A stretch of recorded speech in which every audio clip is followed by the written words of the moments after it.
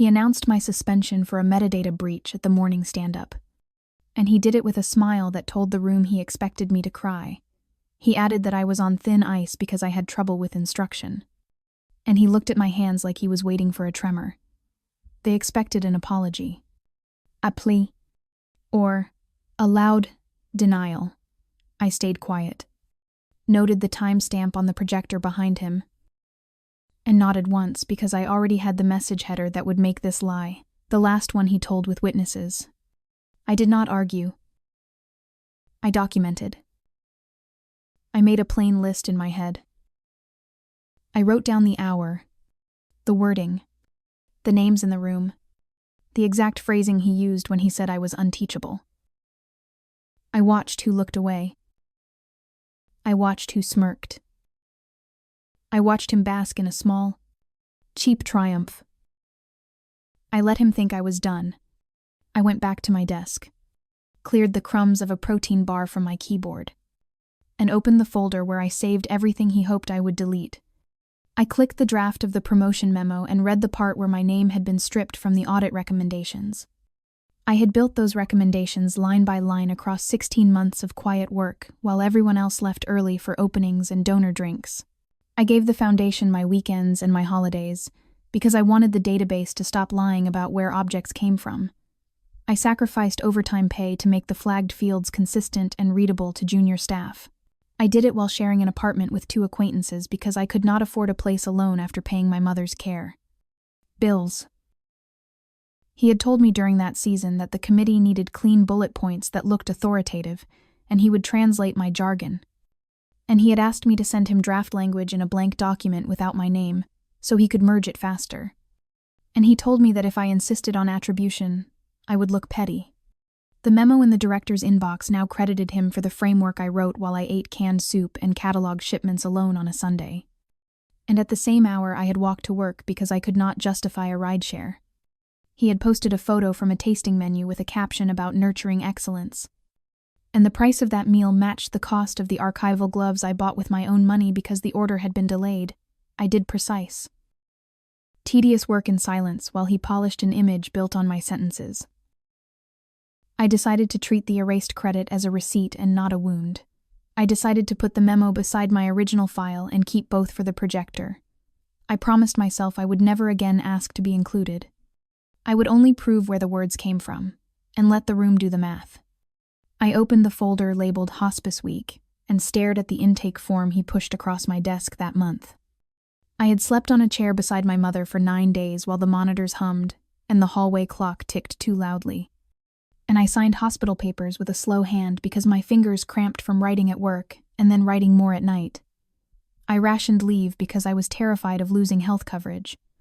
And I answered work emails in the bathroom so the nurses would not scold me for the screen light at midnight. He had called me during that time and said he was protecting my future by holding a spot for me.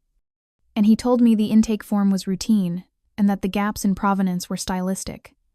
And he said the donor was fragile and allergic to delays. And he promised he would walk it back later in committee. And he ended the call by telling me I was a lifesaver and the only adult in the building. The draft he sent me left out a country of origin and added a soft phrase about long-standing private stewardship. And while I refused to touch it, he told the registrar that I had approved it verbally because I was away on family matters.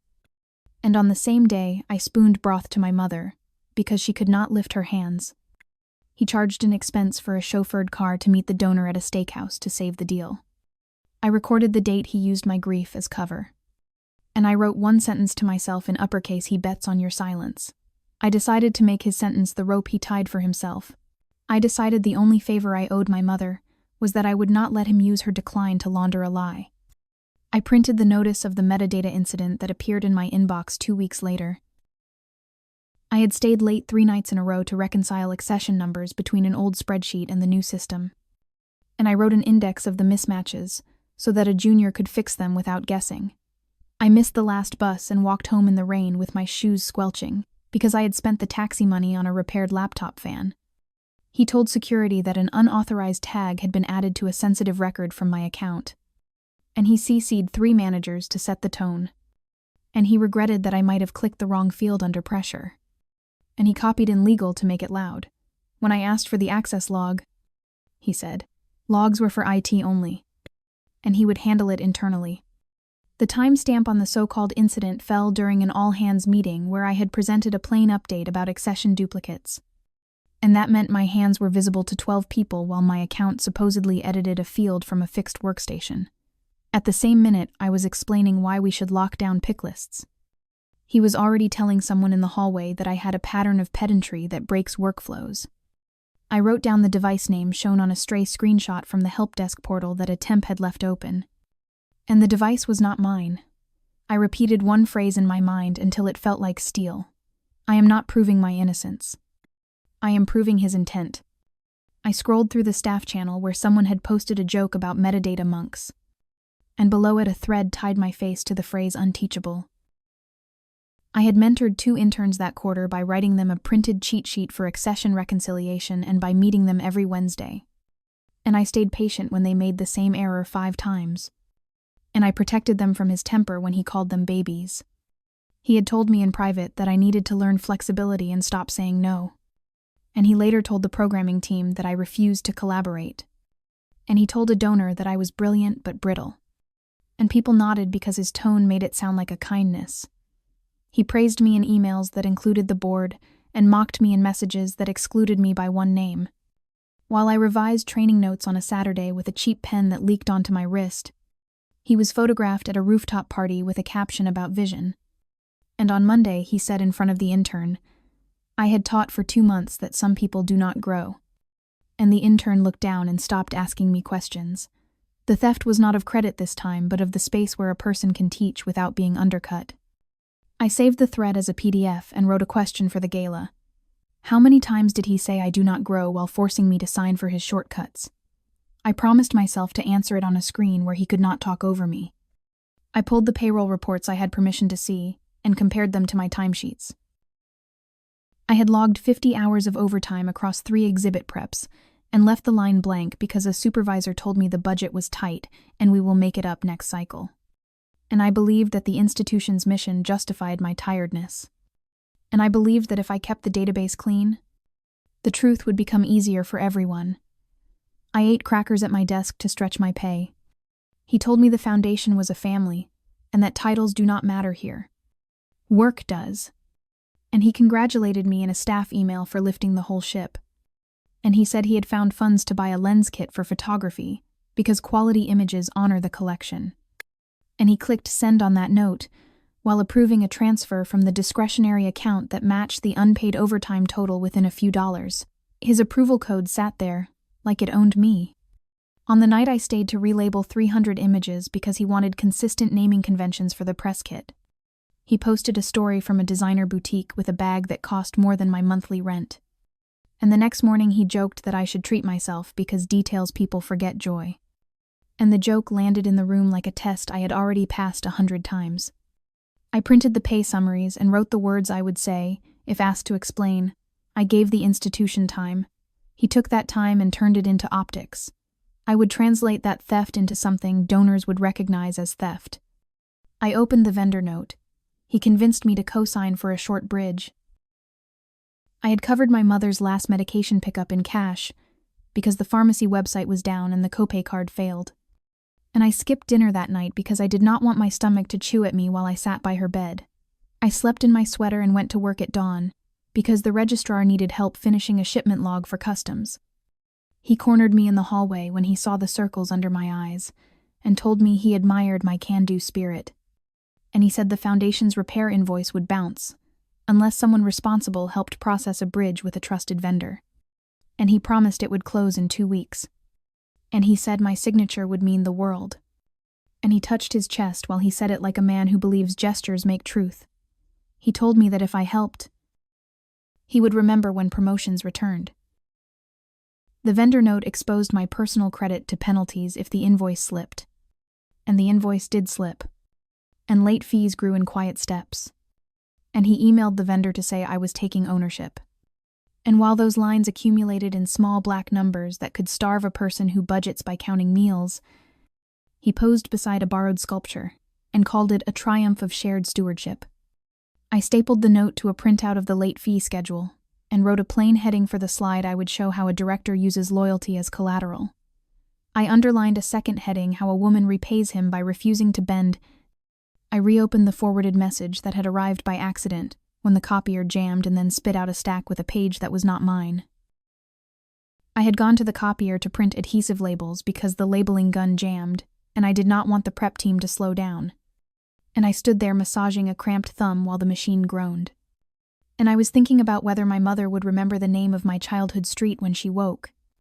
He had tried to forward an instruction to a deputy, and had clipped the conversation when he forwarded it to the registrar. But the copier printed the header with the original path, and I could read the subject line he thought I would never see. And it said, "Soften this." And the sentence below told someone to remove a red flag term and replace it with a glow phrase. He had written a comment about me that made my chest go cold. A comment about how I was ripe for pressure that week because I was distracted by grief. And he added a smiley face as if grief were a lever. On the same hour, I was phoning the hospice to ask whether I should bring a softer blanket because the sheet made my mother's skin itch. He was making a joke about my threshold for ethical pain. And he was instructing a change that would become a lie with a rich frame. His comfort and my care were two ends of a seesaw he believed he controlled. I took the misfed page and slipped it into a folder and told no one. I stood still until my breathing slowed. I decided I would not lose it. Not even if he tore my desk apart. I decided I would add it to the chain and let his words introduce him on the night he thought would crown him. I walked to the IT closet and said I needed toner. And I thanked the administrator for always saving me a spare, even when the order was late. And I asked her the kind of question that sounds casual but is not casual at all. I did not say I was building a case. I did not say the gala would be my stage. I did not ask her to risk her job. I asked her to explain message headers like I was a student who did not want to break anything. I asked her which fields cannot be edited by anyone except the server. I asked her whether a forward can hide an origin. I asked her what prints when a copier misfeeds. I listened. I left. He walked past me that afternoon wearing a blazer with a silk pocket square. And he told a cluster of staff that excellence is not about being right, it is about being admired. And he glanced at me to check if I would flinch. I did not. He sent a group email about transparency and credited himself with a new accountability culture. And he added a small dig about how some team members need to adjust to high-velocity decision-making. And I starred the email for later use. He thinks I am a wall he can push until it falls.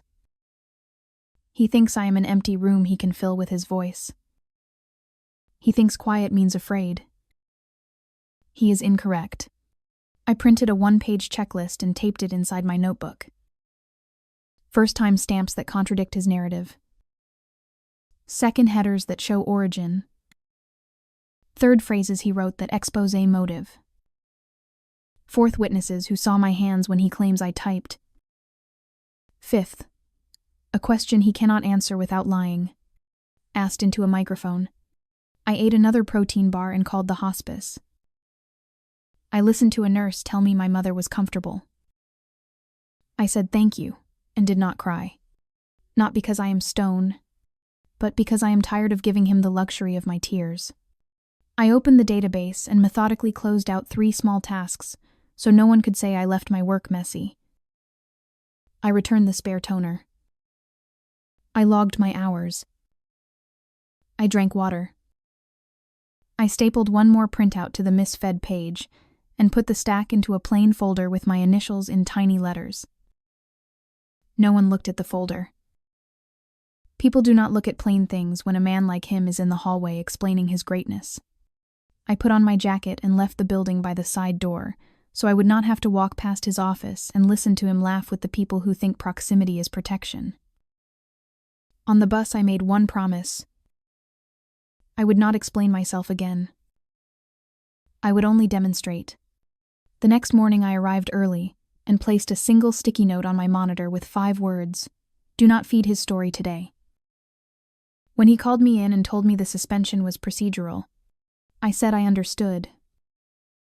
When he asked me to hand over my access card, I placed it on the table and asked for a receipt. When he asked if I had any questions, I asked just one. What time exactly had IT logged the breach he mentioned in the meeting? Because I would like to make sure my timesheet matches reality. He blinked.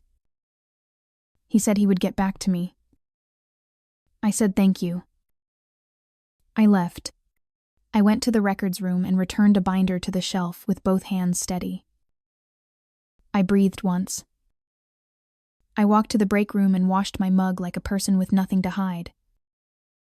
I let the story carry itself to the places it wanted to go. I did not follow it. I built my own.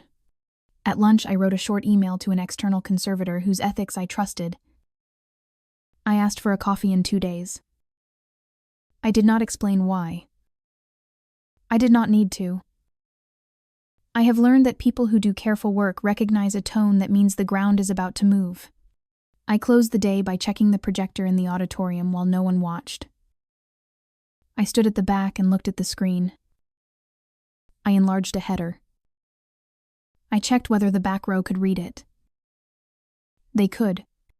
On my way out the door, I saw him in the lobby telling a patron that our upcoming exhibition would reset standards. And he said the line with the confidence of a man who has never had anyone hold his own words up to him like a mirror he cannot turn away from. I walked past him without pausing. He did not notice me. That is always his mistake. I went home and sat on the edge of my bed and set a timer for 20 minutes and let myself think about my mother's hands. When the timer ended, I put the folder on my desk and reviewed it again.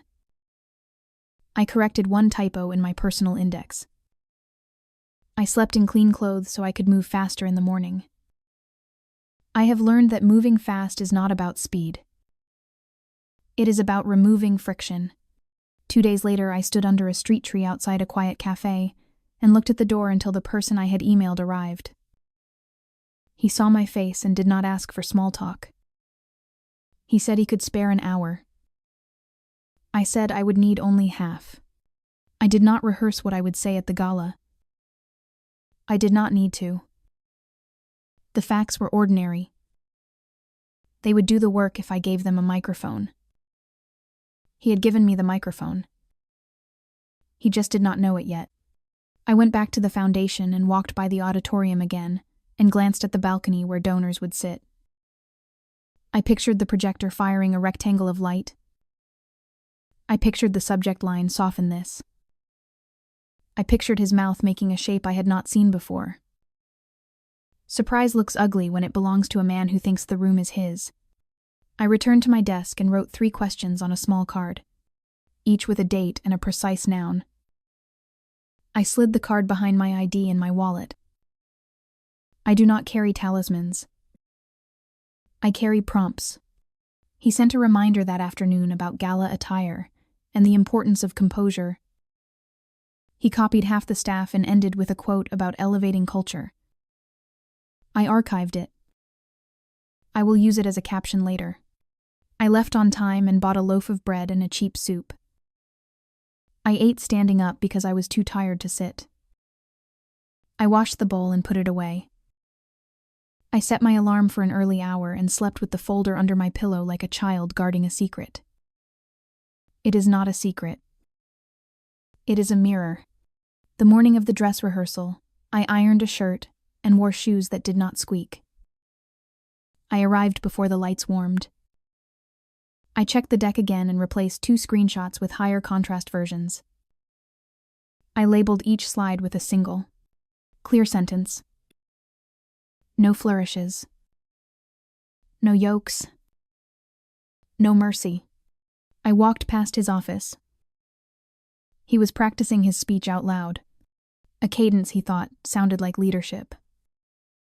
He paused when he saw me, then smiled like a man greeting a pet that had learned a trick. He asked if I felt refreshed by the suspension. I said I did. He laughed. He told me the board loved his vision. I said that was good to hear. He said the exhibition would be a turning point. I agreed. Then I kept walking.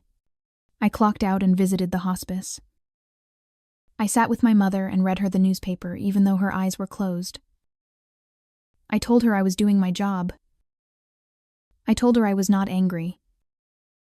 I told her I was tired, but the good kind. I told her I would make sure the truth stayed labeled correctly.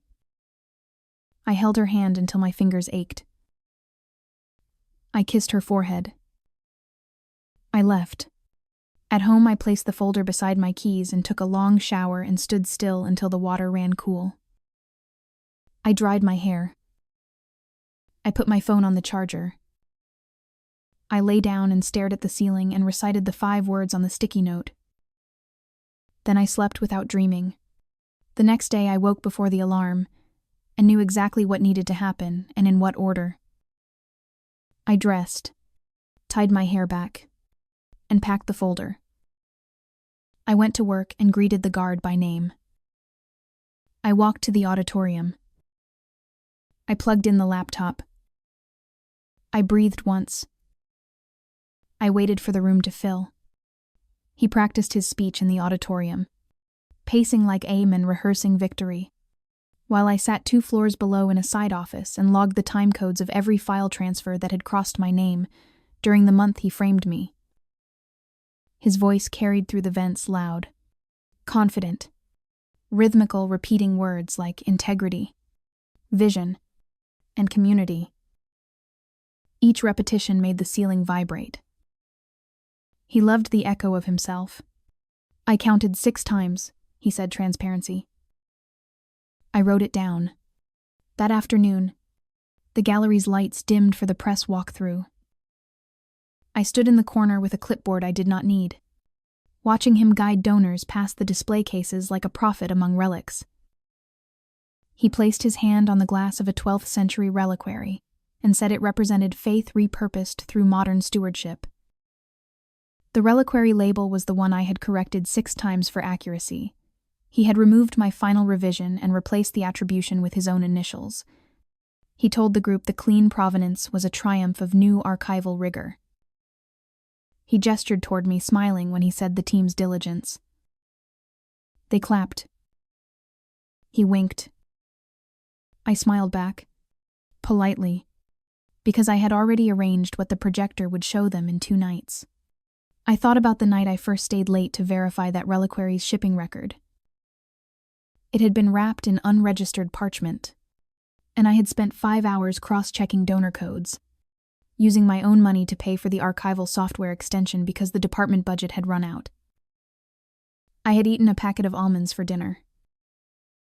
I had written a note recommending an authenticity hold until further documentation arrived. The next morning, my note was gone. His signature had replaced it. He had called me obsessive, then told the staff that obsession builds legacy. He used my caution as his charisma. While he toasted the donors with imported champagne, I watched his reflection ripple in the glass and remembered how easily he erased other people's fingerprints. When the crowd left, he cornered me by the stairwell and said, "See, the board loves us. You just need to loosen up. Nora." His voice was sugar over steel. I said, "You're right. I should loosen up." He grinned, certain I meant surrender. He will never understand that agreement from my mouth is a countdown. That night, I met Maeve in the copy room. The fluorescent light hummed. She handed me a flash drive without speaking. Inside it were the header logs, the real ones showing who had edited which files during the metadata breach. Every action traced back to Adrian's laptop, not mine.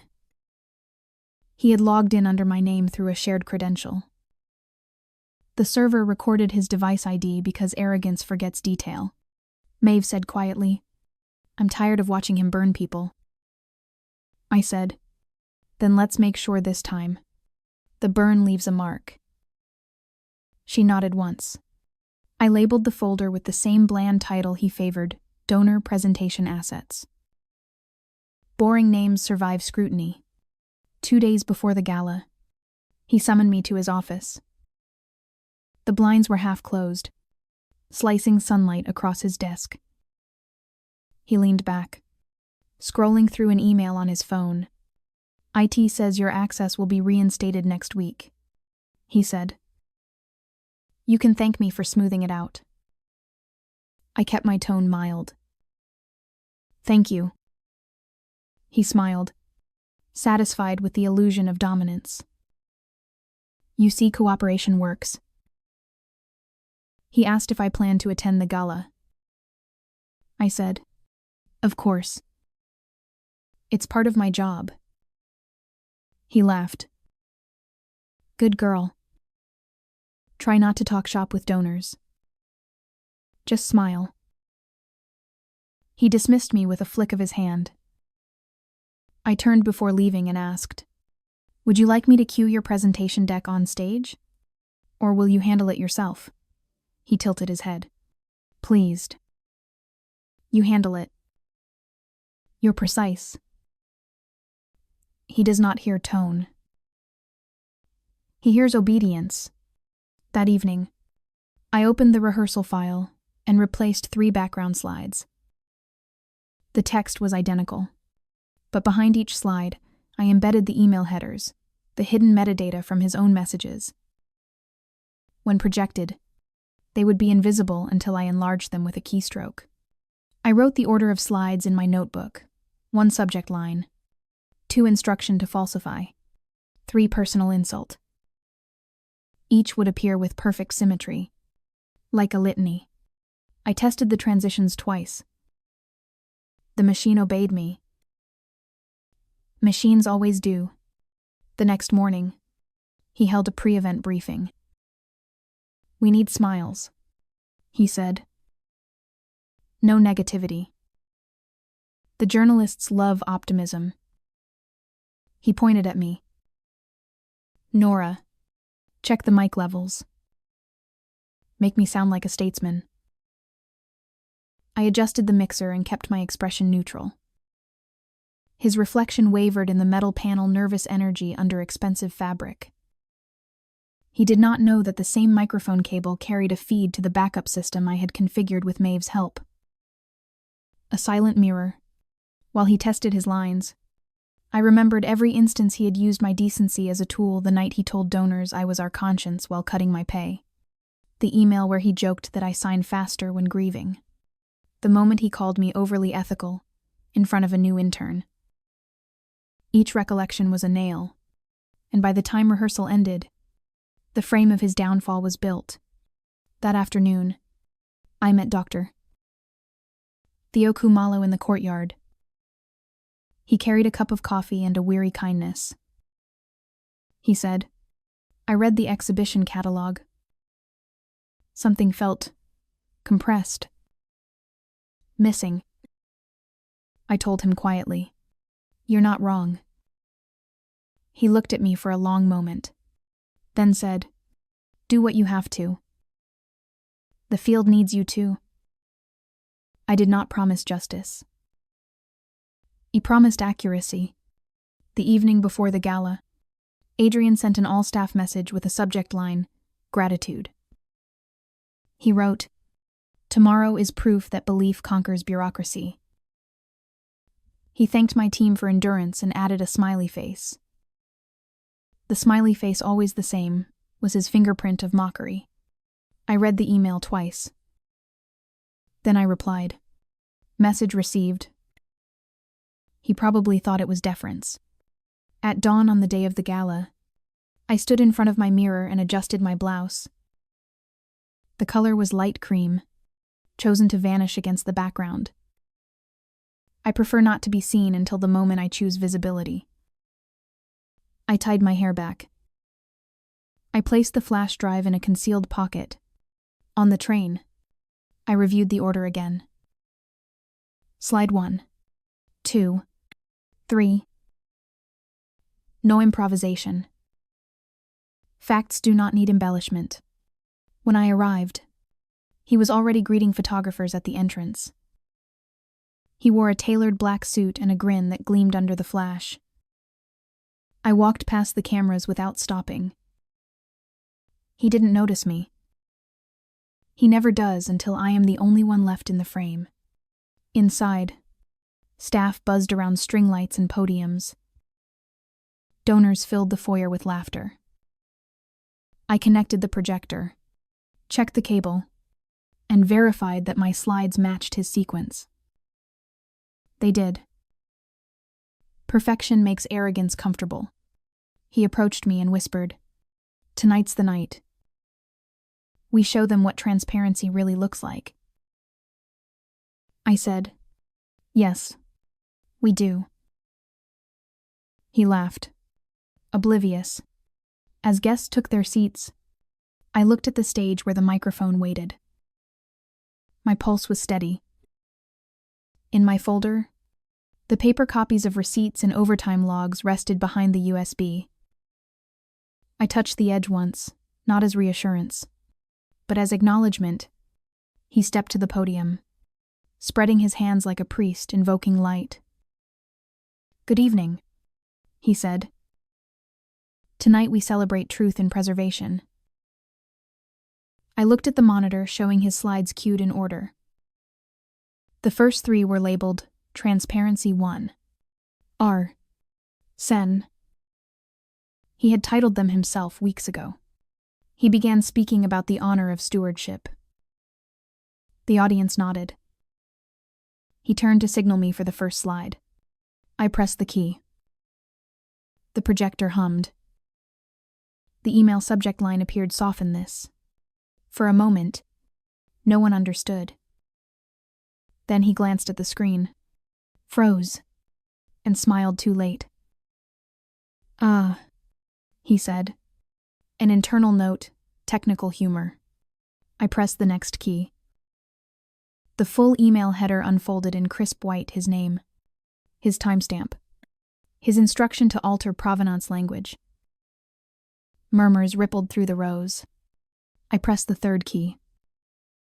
The screen filled with his words about me. "She'll sign anything this week. Her mother's dying."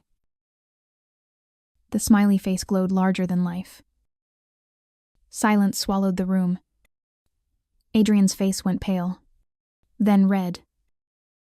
This is out of context," he stammered. "These were drafts, private thoughts."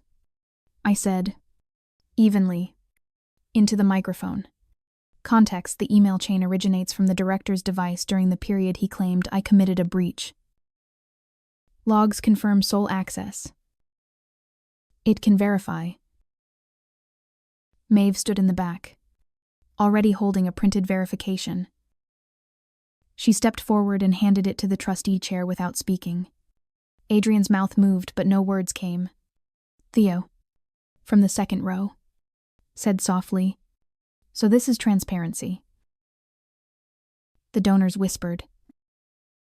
The press raised their phones.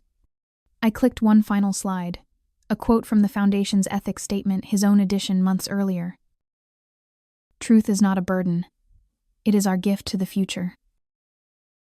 "Oh." He stared at the screen as if it had betrayed him. I said nothing more. Facts finish their own sentences. When the trustee chair rose, her voice was calm. Effective immediately. "Mr. Vale is suspended pending investigation." He turned toward me, eyes wide. "You planned this." I said, "You wrote it." He reached for the mic. I stepped back. The sound system squealed, then cut. His reflection fractured in the projector glass. The audience remained seated, silent, absorbing the collapse. I closed my folder. My hands did not shake. After the hall emptied, I returned to the stage to power down the projector. The smell of warm circuitry lingered. Maeve stood nearby, pale but steady. She whispered, "You really did it." I said, "No." He did it. I just pressed play. I gathered the cables, coiled them neatly, and left the auditorium before security arrived. Outside, the night was clear, My phone buzzed with messages, reporters, staff, board members, but I ignored them. I walked to the bus stop, hands in pockets, breathing slowly. I had not destroyed him. I had exposed him. Destruction was self-inflicted. When the bus came, I took a window seat and watched the foundation's lights recede. For the first time in years, I did not carry the building's weight in my shoulders. When I woke the next morning, the city was gray and silent, but my inbox was not. Reporters, trustees, and curators wanted comments. I ignored all of them.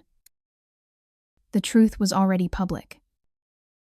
It didn't need my adjectives. By noon, the Foundation's official account released a statement. The board is conducting an independent audit of the Marrow and Glass Cultural Foundation. Interim oversight has been assigned. They did not name me, but the staff already knew. I walked into the building through the back door, the same way I had for years, carrying the same plain folder. The difference was the quiet. No one laughed too loudly anymore. I passed the office where his nameplate still hung crooked. Inside, a box sat on his desk half-packed. A pair of expensive cufflinks glinted on top of a stapler. The security guard had locked the drawers. Maeve found me in the corridor. "They're deleting his credentials," she said. "Keep the logs," I answered. She nodded, then hesitated. "You okay?" I thought about that word okay. What does it mean when the damage has already been catalogued, tagged, and sealed? "I'm consistent," I said. She smiled faintly. "That's better than okay." The next week, I was asked to assist the audit team. They needed someone who could trace how Adrian had concealed donor transactions. I agreed, on one condition: that every change I made would be publicly documented in the system log. Transparency must not be theatrical. It must be boring, traceable, undeniable. I spent hours reconstructing the digital trail he had hidden behind ornamental phrasing. I found patterns, tiny edits made minutes before major donations. I highlighted them in yellow and wrote plain notes, language softened. Origin blurred. Each discovery reopened an old wound. Each note healed it by proof. I learned that while I had been working double shifts to fix mislabeled entries, he had been negotiating side commissions through shell accounts. He used my reports as cover. The receipts were there, invisible until viewed together. Like stars forming a constellation, you only recognize when the lights go out. The press called his scandal the provenance collapse. They loved naming what they didn't build. He tried to defend himself on television. I watched from the office kitchen as he told a host that the internal archivist had misunderstood procedural nuance. He used the same smile he used when he framed me. I recognized the tremor at the edge of his mouth. That's the sound of losing control of a narrative. By evening, the network issued a correction. The evidence was public. The emails were verified. His contract was terminated that night. The next morning, I received a letter from the trustees. They thanked me for preserving the foundation's integrity and offered me an interim directorship over provenance and ethics. The title felt heavier than it should. I read the letter twice before folding it into my notebook. When I walked into the main hall, staff members looked up from their desks. Some smiled, others lowered their eyes, unsure whether I would forgive them for their silence. I didn't need apologies. I needed procedures. I gathered everyone and said, "We will document everything, every acquisition, every transfer, every correction. No one owns the truth. We only maintain it." Someone whispered, "That sounds like a manifesto." I said. No. It's maintenance. That afternoon, I visited my mother's resting place. The air smelled faintly of rain and disinfectant. I sat beside the headstone with a thermos of tea. I did what you taught me, I said quietly. I kept the records clean. There were no tears left, only steadiness. Weeks later, reporters tried to spin me into a symbol, the woman who exposed the director. They wanted outrage, triumph, personality. I declined interviews. Silence communicates better when the evidence speaks for itself. But inside the foundation, things changed. We replaced marble plaques with transparent panels that displayed object histories, even when inconvenient. Donors protested. Some withdrew. We accepted the losses. Reputation cannot depend on omission. One evening, as I was updating a digital archive, Maeve entered with an envelope. "It came to the office for you," she said.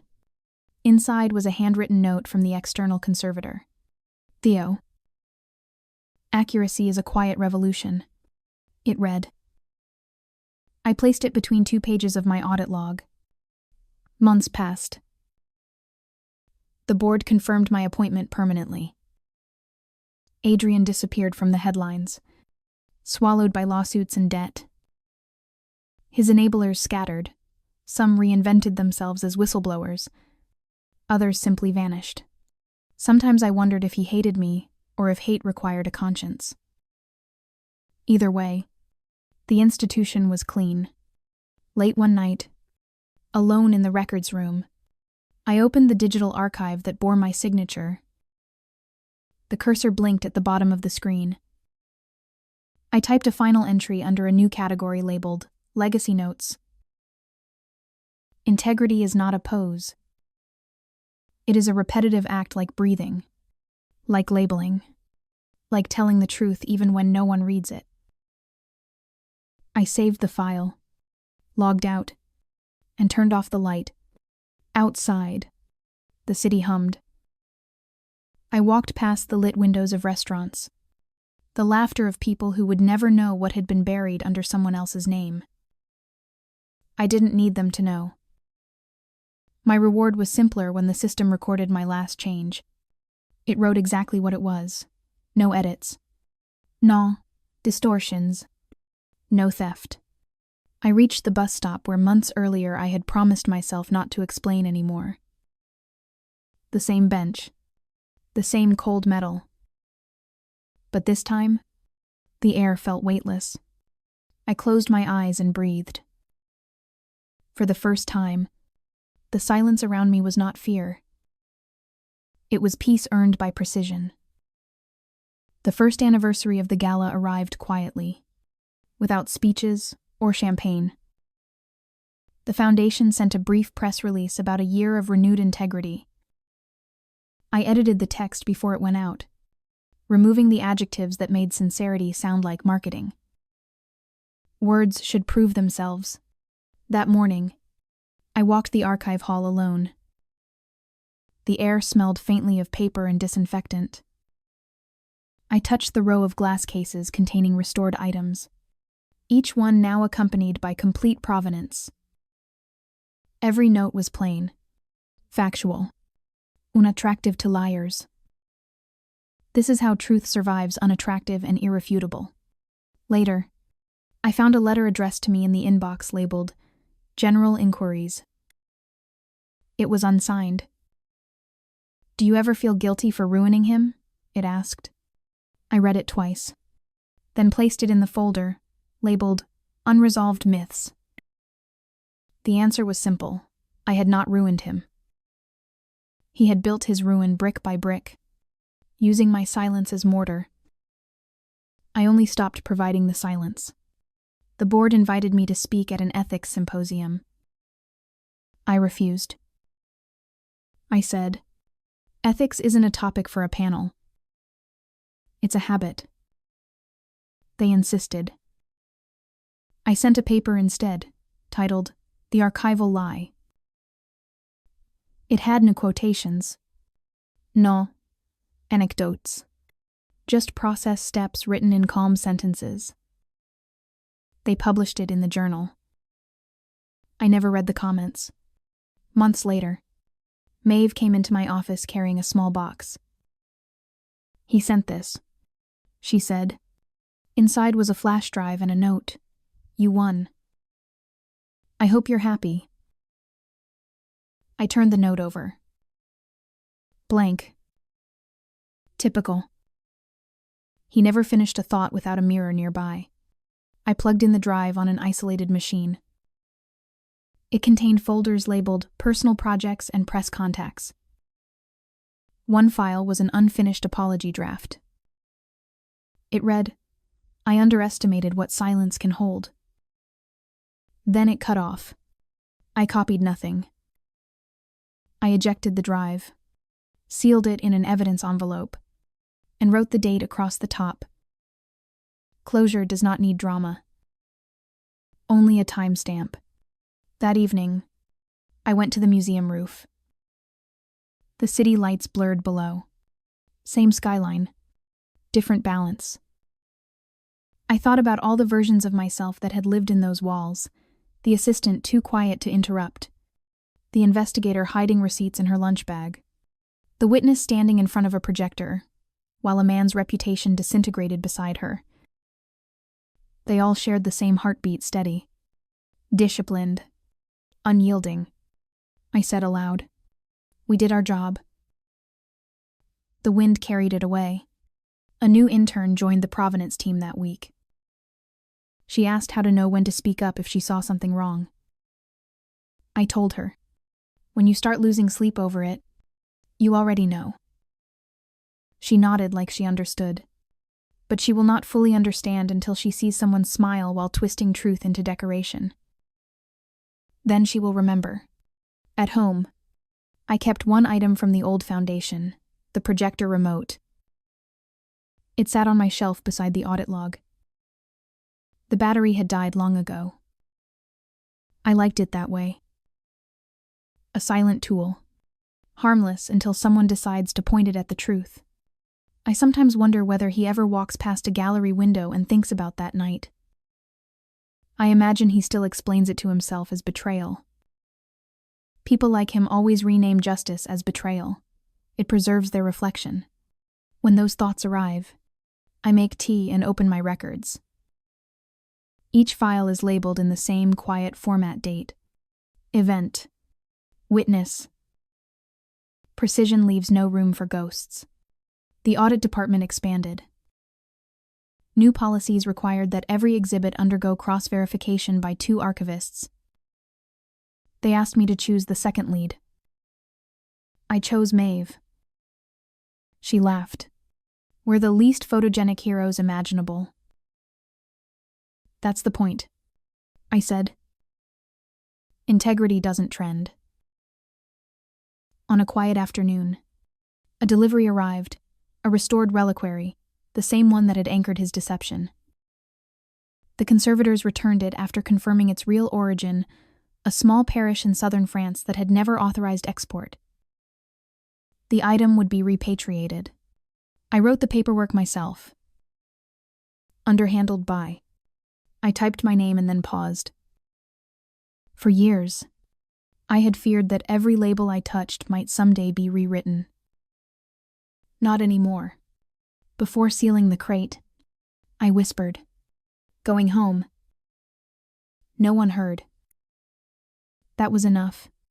As the truck pulled away, I stood in the loading bay and realized something I hadn't before: my revenge had never been about him.